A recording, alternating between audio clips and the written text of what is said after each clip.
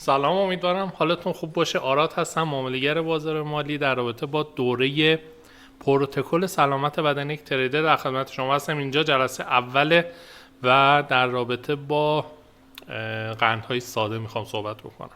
سوخت اصلی سلول های بدن شما و از همه مهمتر سوخت اصلی مغز شما که باهاش موقع ترید کردن خیلی کار دارید. این گلوکوز چیه کلا؟ ببینید یک قند ساده 6 کربن است، فرمول 3 6 8 12 و 6. از کجا وارد میشه؟ آیا بدن ما به خودی خود میتونه این گلوکوز رو بسازه از مواد اولیه یا نه؟ ببینید گلوکوز با خوردن مواد غذایی به دست میاد. یه رابطه بین روده و مغز شما وجود داره. شما غذایی که میخورید شروع میکنه به تجزیه کردن، گوارش کردن توسط دستگاه گوارش شما و از وقتی که وارد دهان شما میشه مواد غذایی تا زمانی که میرسه به روده جذب ادامه داره.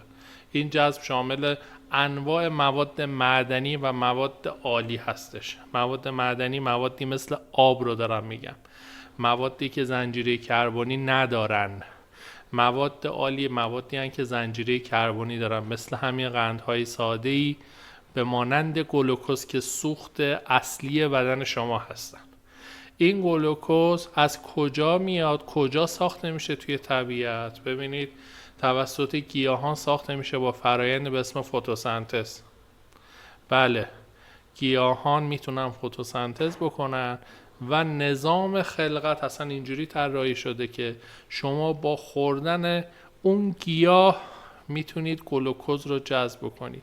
داخل گیاه چجوری ساخته میشه؟ شما میدونید که یک گیاه یک ساختار ریشه داره، ساقه داره، برگ داره، یک جان داره. درسته؟ شما باید بدونید که اگر در دوران دبیرستان، دوران دانشگاه مطالبی در مورد زیست شناسی خونده باشی، با دنیای زیست شناسی آشنا شده باشی، به راحتی میتونی بدنت رو تنظیم بکنی. اینا پاشنه آشیل کار ما هستن به عنوان یک تریدر. ما چرا موقع ترید کردن خسته میشیم؟ چرا نمیتونیم تصمیم درست بگیریم؟ چرا تصمیم عجولانه میگیریم؟ چرا تصمیم خشن و انتقامی میگیریم و باعث میشیم حسابمون از دست میره؟ چون به چیزهای جزئی مثل همین تغذیه‌مون اهمیت نمیدیم. ما اگر بدونیم اون گلوکوز چیه، از کجا میاد و چه فرایندی رو خداوند برای تولید این ماده مغذی طراحی کرده تا بیاد برسه به بدن شما، تک به تک سلول های شما از اون استفاده بکنن تا شما بتونید یک کاری رو باهاش انجام بدید. همین الان که من دارم صحبت میکنم میلیون ها گلوکوز تو بدن من داره توسط اندامک های سلول های بدن من داره مصرف میشه، به انرژی زیستی تبدیل میشه، با آدنوزین تریفسفات به ATP. این انرژی رو ماهیچه من دارن مصرف میکنن که من میتونم صحبت بکنم. مغز من داره مصرف میکنه که من بتونم طراحی بکنم توی ذهنم که چه چیزی رو میخوام به شما بگم.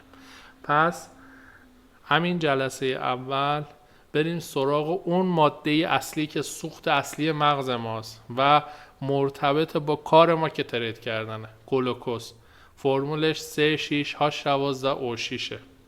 شما هر چیزی که ماده عالی هستش و زنجیره کربنی داره رو میتونید موقع مصرف کردن حواستون بهش باشه. یک سری نکات خاص رو میخوام بهت بگم. اگر قند مورد نظر ما قند ساده باشه، گلوکوز باشه، مانوز باشه یا قندهای ساده دیگر، این قند ساده وقتی وارد بدن ما میشه به سرعت توسط سلول های بدن ما جذب میشه. یه فرایندی توی بدن ما اتفاق میفته که این فرایند رو اندامی مثل پانکراس موجب میشه. چه جوری؟ با ترشح هورمونی مثل انسولین. انسولین شنیدی چیه؟ هورمونی که باعث کاهش قند خون میشه. یعنی هر چقدر گلوکوز توی بدن ما باشه، اندام هدف این هورمون کبد و ماهیچه های ماست. اگر تو تحرک نداری، چون من فقط دارم مختص یک تریدر صحبت میکنم که زندگی عادی روزمره داره، هر روز نیم ساعت تا یک ساعت نهایت ورزش میکنه و بیشتر اوقات پشت میز نشسته. مواد غذایی که میخوره رو باید بدونه که چی میخوره، در طول شبانه روز این مواد چجوری جذب میشن تا بتونه تنظیم بکنه اون سوخت مغزش رو در تایم هایی که ترید میکنه تامین بکنه. تویی که ببین دارم وارد جزئیات میشم، تویی که مثلا سشن نیویورک رو داری ترید میکنی، اگه بیای بدنت رو توی تایم لندن مواد غذایی زیادی مصرف بکنی که پر از قندهای مصنوعی و ساده باشه مثل گلوکوز، شما بیای مصرف نوشابه مثلا تایم ناهار داشته باشی ساعت مثلا 12:30 تا یک تایم ایدال برای ناهار هستش، این باعث میشه قند خون به سرعت بره بالا و بدن دستور میده به سرعت هورمون انسولین بره بالا. این هورمون انسولین شروع میکنه قند رو جذب میکنه. همونطور که به سرعت قند خونت رفت بالا، در طی نهایت 1 الی 2 ساعت به سرعت هم قند خونت میاد پایین. وقتی که تو ساعت 3:30-4 به بعد نیاز داری به تامین سوخت اصلی مغز گلوکوز، بدنت دچار افت انرژی، خواب‌آوری و عدم تصمیم گیری درست میشه. ما اگر بیایم درست برنامه ریزی بکنیم، حتی توی تغذیه کردنمون، توی خوردنمون، نوع غذایی که میخوریم، ببینید قندهای ساده، تمام مواد غذایی که شما در دسترس دارید، نوشابه، برید روشو بخونید روی جلدشو، تمام ترکیباتش نوشته شده چقدر گلوکوز داره، چقدر فروکتوز داره، اینا قندهای ساده. این قندهای ساده رو وقتی شما مصرف میکنید در تایمی 2-3 ساعت مانده به کار، باعث میشه سریع قند خونت میره بالا، دستور مغز به بدن شما، به غده پانکراس شما اینه که هورمون انسولین ترشح کنه. انسولین بلافاصله قند خون رو به تعادل میرسونه، افت میده تا این قند مصرف سلول ها میشه، مازادش هم میره توی کبد و ماهیچه شما ذخیره میشه تا در مواقع مورد نیاز توی فعالیت های سنگین، مثلا شما این فعالیت سنگین بدنی شروع میکنه به تجزیه شدن. اما ترید کردن تصمیم گیری در لحظه است. تا بیایی شما یک کندل پرهیجان رو میبینید، اگر مغز شما خسته باشه بلافاصله تا بیاد حالا دستور بده سیستم اعصاب شما به بدن شما که هورمونی از غده پانکراس به اسم هورمون گلوکاگون ترشح بشه، این هورمون بره چیکار بکنه؟ تاثیر بذاره حالا روی ماهیچه شما و بیاد باعث تجزیه اون قندهای ذخیره شده بشه که اسمش گلیکوژن، طی فرآیند گلیکوژنز بیاد تبدیلش کنه به گلوکوز. این گلوکوز وارد متابولیسم سلولی سلولهای شما بشه، بره توی اندامک‌های شما، تو اندامک میتوکندری بره تبدیل بشه به انرژی زیستی ATP تا اون بیاد برسه به مغز. کندله کار خودشو کرده و شما ممکنه تصمیم درست نگرفته باشه. اما اگر بتونی تایم این رو کم بکنی، ATP مورد نیاز بدنت رو تامین بکنی، انرژی زیستی بدنت رو تامین بکنی با دونستن اینکه چه زمانی چی بخوری، باعث میشه که اتفاقات خوبی واسط بیفته. قندهای ساده رو که من دارم میگم به سرعت واسه بالا رفتن قند خونت میشه. اینو من با یک مثال میگم. اگر فرد دیابتی در اطرافتون باشه، به افراد دیابتی توصیه میشه در طول روز مواد غذایی بخورن که قندهای پیچیده داره، مثلا نانهای سبوسدار، نان سفید رو نمیگم، نانهای سبوسدار قندهای پیچیده دارن تا بدن بیاد به واسطه ترشح هورمون انسولین دستور داده بشه، بدن بیاد اینو تجزیه بکنه به گلوکوزها و آن گلوکوزها و سایر قندها شروع بکنن به جذب کردن. در صورتی که شما سر کارتون باشید و دارید ترید میکنید، قند بدن شما تامین میشه. به افراد دیابتی توصیه میشه که قندهای پیچیده رو بیشتر بخورن تا قندهای ساده، تا تون قند خونشون در طول شبانه روز بالا نره که مجبور به مصرف انسولین بشن. برای یک فرد دیابتی هم همینه، باید بتونه از رژیم دیابتی استفاده بکنه. خیلی از ورزشکارای حرفه‌ای، بدنسازای حرفه‌ای که توی همه ورزش بدنسازی هستش. وقتی که میخوان به بدنشون کات بدن یا اینکه یه اتفاق خوبی واسه بدنشون میفته، از رژیم انسولین استفاده میکنن. شما میتونید این کار رو بکنید.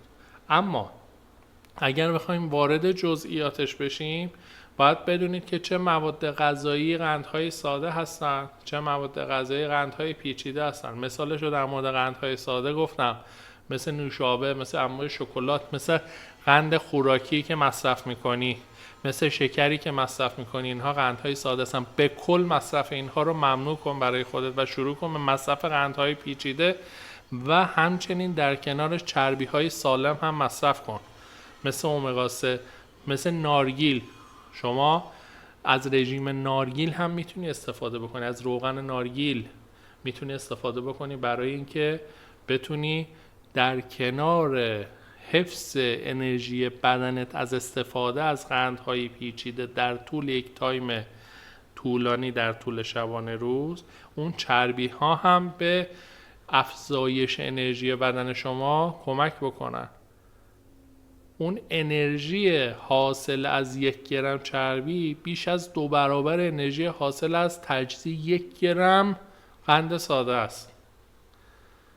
به خاطر همین رژیم هایی رو ما داریم مثل رژیم کتو که میاد کلن مصرف قندها رو ممنوع میکنه، از چربی ها و پروتئین ها استفاده میکنه برای تامین انرژی بدن رو عادت میده که از تجزیه چربی و پروتئین استفاده کنه.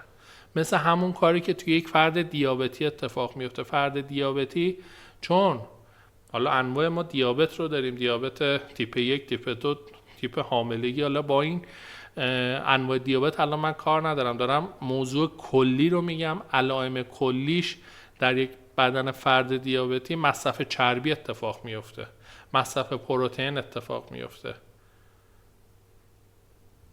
فرد دیابتی انرژی بدن زیادی رو میتونه در موقعی که حالا شروع بیماریشه. ببین دیابت بیماری که زنجیره واسه یک سری بیماری دیگه هم میشه اگر کنترل نشه، ولی کسی که مثلا 1 سال، 2 سال، 3 سال دیابت داره، چربی که داخل بدنش به خاطر عدم مصرف قند یا عدم تجزیه درست قند تجزیه میشه، اون چربی انرژی خیلی زیادی رو بهش میده. ما در این دوره رژیم های مختلفی رو میخوایم به شما معرفی بکنیم و ساعت های مختلف کار کردن رو تنظیم بکنیم با ساعت مصرف مواد غذایی شما، تایم ورزش شما، تایم مطالعه شما. ما سلامت مغز رو فقط بحث سلامت با خوردن مواد غذایی در نظر نمیگیریم. مطالعه کردن هم قراره به شما بگیم، برنامه بدیم. این دوره هدفش اینه که علاوه بر این که شما یک استراتژی برای ترید کردن دارید، یک استراتژی برای بدن سالم داشته باشید، چون خیلی مهمه. پاشنه آشیل این کار بهش توجه نمیشه. خیلی از شکست ها از اینه که اتفاق میفته.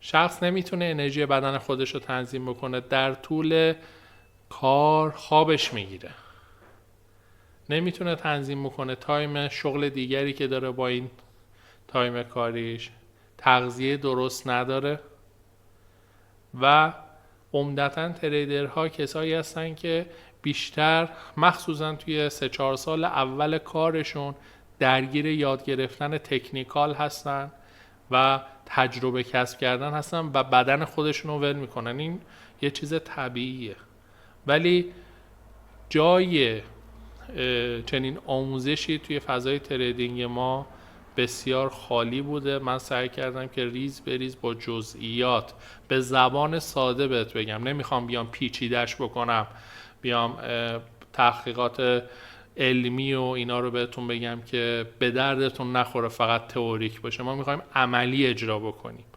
اما در صورتی مغز ما قبول میکنه به اجرا کردن که بدونیم که این چی هستش.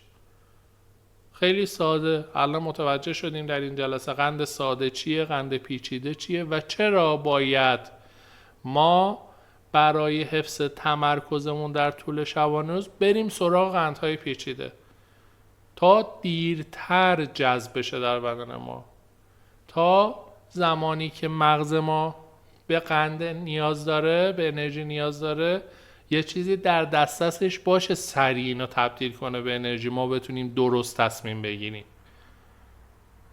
اگر به این چیزا توجه بکنید مطمئن باشید که میتونید توی این کار موفق باشید.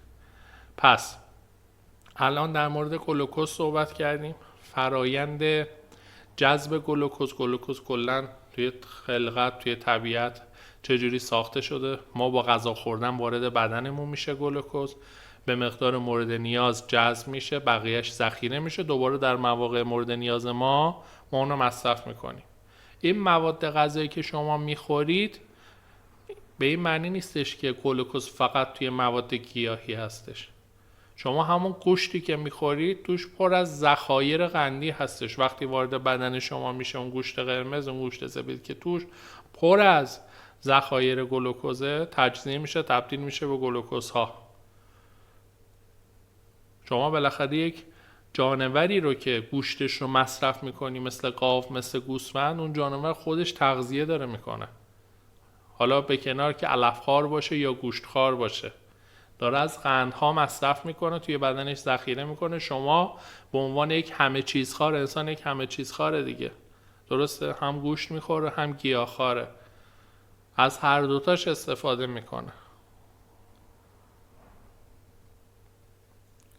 شما در مورد اینکه گلوکوز چجوری وارد بدن شما میشه الان نکاتی رو یاد گرفتید. گلوکوز چجوری ساخته میشه نکاتی رو یاد گرفتید. گیاهی که شما مصرف میکنید هر چقدر سبزتر باشه، این گیاه گلوکوز بیشتری داره. گیاهان سبز به خاطر اینکه فرایند فتوسنتز داخلشون بیشتر اتفاق میفته و سبزینه های زیادی دارن، رنگیزهای فتوسنتزی ما بهش میگیم که کلروفیل های مختلفی هستن، اینها خیلی مفید هستن برای بدن شما. با اینکه ما سایر مواد عالی هم در جلسات بعدی در موردش صحبت خواهیم کرد، منظورم ویتامین ها هستن. ما در یک جلسه اختصاصا در مورد آب صحبت خواهیم کرد. ما باید جریان آب رو تو بدنمون بدونیم. چرا اصلا 2/3 بدن ما از آب تشکیل شده و این آب دقیقاً چجوری میتونه کمک بکنه ما رو توی ترید کردن. متاسفانه یا خوشبختانه سیستم مغزی ما اینگونه طراحی شده وقتی یک چیز رو کامل متوجه بشیم، وقتی بفهمیم که جریان چیه، وقتی بپذیریم انجام میدیم، تا نپذیرفتیم انجام نمیدیم. شما میدونید یک خودکار کارش نوشتنه، ولی زمانی علاقه‌مند میتونی باشی به یک خودکار و باهاش بنویسی که بدون اون خودکار چجوری تولید شده، چقدر زحمت باش کشیده شده، نظام خلقتش چجوری بوده، چه کارهایی میتونی باهاش بکنی. همینو شما توی زندگی روزمرت اجرا کن، توی تغذیت اجرا کن. بارها از همه جا اینا رو شنیدیم، هممون، رسانه ها، فضای مجازی، اساتید تغذیه، دکترهای تغذیه. اما تا زمانی که اینو به خودمون پذیرش نکنیم، خودمون متوجهش نشیم، علاقه‌مند نشیم، اجرا نمی‌کنیم. تو به عنوان یک تریدر، من دارم بهت میگم اگر این کار باعث خواهد شد که شما پول بیشتری در بیارید، زندگی مرفهی داشته باشید، از سختی خارج بشید، این کار رو انجام بدید.